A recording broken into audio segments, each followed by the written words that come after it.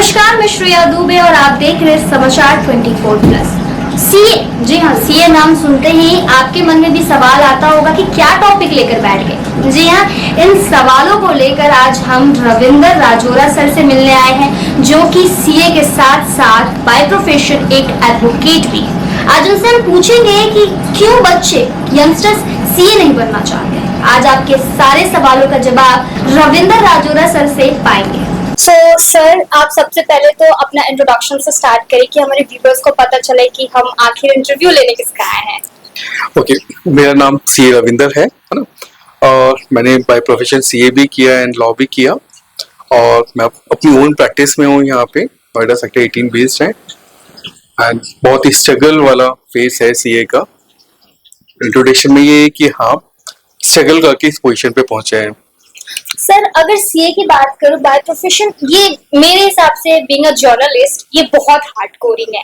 मेरे भी फादर ने बोला सीए बन जाओ, बट वो सीए का नाम सुन के ना एक अजीब सी ना सिवरिंग सी बॉडी में आ जाती है, डर लगने लगता है। अच्छा सीए है, फिर देखते कि फ्यूचर कुछ नहीं, तो जो यंगस्टर्स है वो सीए नाम से इतना डर जाते हैं, तो उसको लेकर क्या कहेंगे? सी ऐसा नहीं है, सीए एक टफ प्रोफेशन है, बट अगर आप हार्ड वर्कर हैं, आप बहुत ज्यादा लेबरियस पर्सन है, तो आप सीए कर लेंगे इजीली। बच्चों में थोड़ा सा डर इसलिए क्योंकि रिजल्ट परसेंटेज कम रहता है, क्वालिफाई बच्चे कम हो पाते हैं इसमें, तो बच्चे थोड़ा सा इसको अवॉइड करते हैं कि नहीं सीए की तरफ ना जाके एमबीए कर ले रहे हैं क्योंकि वो इजी प्रोफेशन है। बट सीए इतना भी टफ नहीं है, अगर आप हार्ड वर्क करें, लगातार आप कंसिस्टेंसी मेंटेन करें तो हो जाती है। अगर सर मैं आपकी बात करूं, लाइक आपने कितने अटेम्प्ट्स किए हैं सीए देने के लिए, एंड फैमिली प्रेशर रहा है या फिर एक होता है ना सबका रोल मॉडल कि हाँ पापा ने बोला है तो मैं बन जाता हूँ, या फिर बचपन से होगा ना कि मेरी हॉबीज ये है मैं कुछ और बन जाता, तो इस तरह का अगर कोई फैमिली प्रेशर है या फिर कितने अटेम्प्ट्स आपको लगे हैं वो एक बार बताइए। सी फैमिली प्रेशर बिल्कुल नहीं था, है ना। मेरी फैमिली में कोई सीए बैकग्राउंड है भी नहीं किसी का। मैं फर्स्ट सीए अपनी फैमिली में बना। मदर फादर की तरफ से कोई बाउंडेशन नहीं थी, कोई प्रेशर नहीं था, नहीं सीए करना है आपने, बट एक स्टार्टिंग से होता है कॉमर्स बैकग्राउंड से, तो नहीं एक सीए प्रोफेशन में जाना है। और मुझे अटेम्प्ट की बात करूं तो इंटर में मुझे 3 अटेम्प्ट लगे थे, है ना। फर्स्ट अटेम्प्ट में 0, कुछ नहीं क्वालिफाई हुआ, सेकंड में फर्स्ट एंड थर्ड में फर्स्ट, फिर फाइनल में भी 3 अटेम्प्ट लगे थे, तो टोटल 6 अटेम्प्ट लगे मेरे को सीए क्वालिफाई करने में। तो सर ये तो दिखाता है यंगस्टर्स को, इससे इतना तो इन्फॉर्मेशन मिल गया कि मतलब ट्राई करने से मंजिल पा लेते हैं। बिल्कुल। सीए के साथ आप एक वेल प्रोफेशनल एडवोकेट भी है, दो पद है आपके पास, तो उसको मेंटेन करने में कैसे, मतलब लाइक कुछ कोई आता होगा फाइलिंग को लेके, डॉक्यूमेंटेशन को लेके, सर हमारा ये प्रॉब्लम सॉल्व कर दीजिए, फिर उन्हें पता चलता होगा कि यार ये बंदा एडवोकेट भी है, तो that will be easy for them also. Right, दोनों ही प्रोफेशन अपनी जगह इंपॉर्टेंट है, सीए भी एंड एडवोकेसी भी। सामने वाले क्लाइंट को बहुत ज्यादा कंफर्ट आता है कि हाँ ठीक है, being a legal he is also take care, and being a CA profession he will also take care financial part. तो लेकिन आप प्रैक्टिस एक ही एरिया में कर सकते हैं, तो हम सीए की ही प्रैक्टिस करते हैं। लॉ एक हम लोग में टेक्निक बेसिकली अपनी वैल्यू को अपग्रेड करने का है। सर जैसे कि अगर बात करूं यंगस्टर सीए बनना नहीं चाहते, तो उसका मेन कोर रीजन ये हो सकता है कि गवर्नमेंट का एजुकेशन सिस्टम जो है वो इतना पिछले स्तर पर जा रहा है कि सीए को इतना तवज्जो नहीं दिया जा रहा। जो अब जिससे भी पूछिए भाई इंजीनियर बनना है, डॉक्टर बनना है, अब जो नए नए स्किल्स आ रहे हैं जिससे कोई बोलता नहीं I want to become a hero, heroine, cricketer, CA वगैरह का जो है ना फ्यूचर वो बहुत पहले जमाने का हो गया है। तो इसमें आप मूल रूप से देखते हैं कि गवर्नमेंट का भी हाथ है। ऐसा नहीं है, सीए के प्रोफेशन की इंपॉर्टेंस बहुत ज्यादा है, एंड नाउ डेज मतलब फ्रॉम लास्ट 7 to 8 ईयर जब से कंप्लाइंस पार्ट बढ़ा है, तो सीए की इंपॉर्टेंस बहुत ज्यादा बढ़ी है। हर चीज में सीए का इन्वॉल्वमेंट है आज की डेट में। आप कोई भी फाइलिंग पार्ट ले लीजिए, कोई भी टेंडरिंग प्रोसेस ले लीजिए, हर जगह सीए का इन्वॉल्वमेंट है। एंड सीए बेसिकली ऑल्सो बहुत ही ज्यादा डीपली ना टेकिंग केयर कर लेता है चीजों को।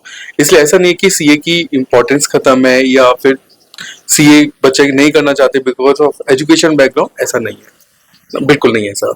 सी अपने आप में इम्पोर्टेंट पार्ट है। ओके सर, अगर मैं एक लाइक थोड़ा सा इसको माहौल को ठंडा करती हूँ, मैं एक सवाल पूछना चाहती हूँ कि आपके क्लाइंट्स तो आपको आते होंगे, लाइक कोई सरफिरा आता होगा, कोई ऐसे आता होगा, आपको हैंडल करना होगा। वो एक बहुत मेन चीज होता है, कन्विंसिंग पावर सीए में बेस्ट होता है, वो तो मेरे को देख के लग गया। तो किस तरह के प्रॉब्लम्स आते हैं कि किसी क्लाइंट को समझाना, बिकॉज क्या होता है कि उसको बस इंस्टेंट चाहिए कि मुझे सॉल्यूशन चाहिए, बट उसकी फाइलिंग डॉक्यूमेंटेशन में काफी प्रॉब्लम होता है। तो उस तरह को किस तरह आप टैकल करते हैं, वो एक बार लाइक फ्यूचर सीएस के लिए आप बता दें। हम क्लाइंट को बस बहुत ही ज्यादा कूल होके उसको समझाते हैं कि ये आपके इसमें प्रॉब्लम है, इसको अगर हम लोग रेक्टिफाई करेंगे जब भी चीजें ना मेंटेन हो पाएंगी।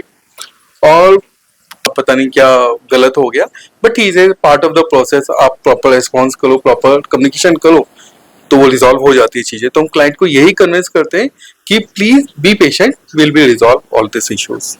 अगर मैं पूछूं कि कोई ऐसा इंटरेस्टिंग सा क्लाइंट आपको मिला हो जिसमें आपने भाई अब नहीं करूंगा, क्योंकि ऑब्वियस सी बात है, ह्यूमन नेचर है, बीइंग अ प्रोफेशनल सीए ठीक है वो टेकल है, बट एक टाइम में आप भी सोचते होंगे यार इसने बस दिमाग खराब कर दिया।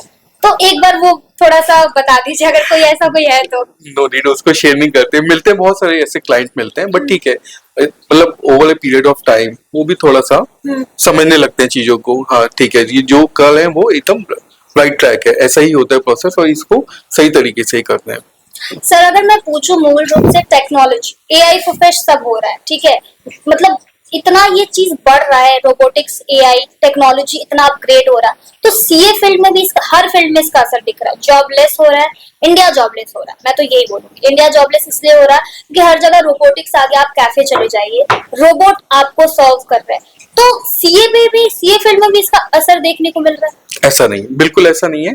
एआई आने के बाद चीजें थोड़ा सा ना स्मूथ हुई हैं, थोड़ा सा इजी हुई हैं, जॉबलेस नहीं हो रहा है और ज्यादा अपॉर्चुनिटी मिल रही है। ऐसा नहीं है कि आप एआई आने के बाद आपकी जॉब चली गई या अनएम्प्लॉयमेंट बढ़ रहा है इंडिया में, बिल्कुल ऐसा नहीं है। एआई आने के बाद और ज्यादा चीजें अपग्रेड हुई है, टेक्नोलॉजी बहुत अच्छे से कंट्रोल में आई है चीजें। ये आज की डेट में हम कोई भी प्रोफेशन ले लीजिए, कोई भी डिपार्टमेंट ले लीजिए, एआई की हेल्प की वजह से वो चीजें एकदम राइट डायरेक्शन में मूव हुई हैं। सर कैलकुलेटर तो पहले भी था, कंप्यूटराइज पहले भी था, आप किसी भी अगर बहुत बड़ा एडिशन करना है, सब्सट्रैक्शन करना है, आप इंस्टेंट कर सकते हैं। लेकिन एआई का इफेक्ट इसलिए मैं पूछ रही हूँ क्योंकि एआई जॉब खा रहा है, ठीक है। अब मान लीजिए, अब तो मोदी जी भी बोल रहे, जो हमारे देश के प्राइम मिनिस्टर है, वो भी बोल रहे हैं कि आप ट्रेन के टिकट लेने भी जाओगे, वहां पे भी आपको टीसी मिलेगा, वो अब रोबोटिक्स ही मिल रहा है, ठीक है। मेट्रो की हाल आप देख लीजिए। तो इस तरह से मैं पूछ रही हूँ कि क्या इस फील्ड को या फिर अदर कोई फील्ड, अगर मैं बात करूँ एडवोकेट फील्ड का, तो इस पे असर कितना प्रभावी है इस चीज का। एआई से ना, मतलब ऐसा नहीं है कि एआई आने के बाद चीजें अनएम्प्लॉयमेंट बढ़ा या फिर डिसेंट्रलाइज हुई, ऐसा नहीं है। एआई आने के बाद चीजें स्मूथ हुई हैं, मतलब जो एक लोअर क्लास का पर्सन है वो भी आज की डेट में इसको यूज करके एकदम गलत तरीके से ना होके वो सही वे में काम हो रहा है। तो एआई एक बहुत इंपॉर्टेंट टूल है और मैं चाहता हूँ कि आगे इसका और यूज बढ़े, हर जगह एआई का यूज आना चाहिए।